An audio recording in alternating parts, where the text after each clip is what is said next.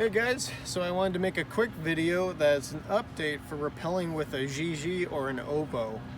This was brought to my attention by someone who wrote in the comments on my video that I already made about this. In that video, I suggested rappelling with this device just by threading it through the anchor and using one or two lockers clipped in through the rope like this with your locker, and then putting a third hand on and rappelling down.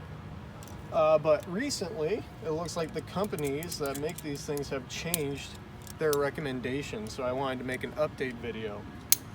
And so thank you, sir, for bringing this to my attention. But the new way how they're recommending to rappel with the oboe or the Gigi, and I looked on both of the websites for Camp and Kong, and this is sort of they actually have a couple different versions.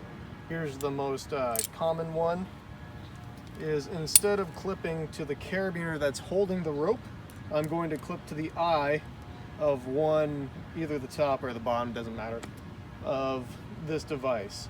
And so that just helps add in a little bit of friction.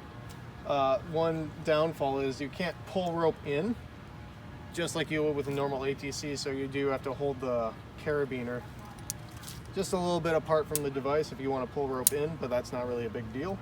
And then you put your third hand on and rappel just like normal.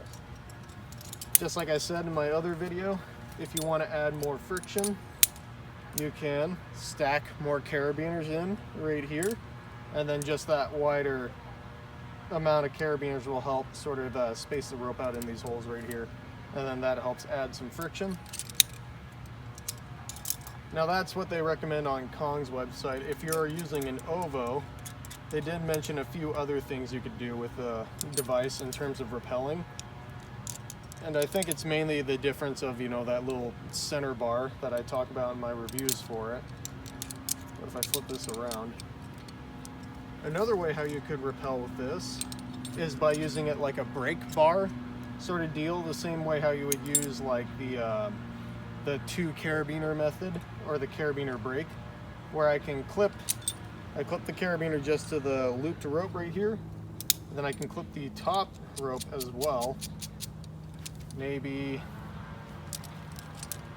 if it's sitting right, I can flip the carabiner around. That also adds enough friction for me to easily rappel on this. And in all these examples, I would be using a third hand. This is an extended rappel.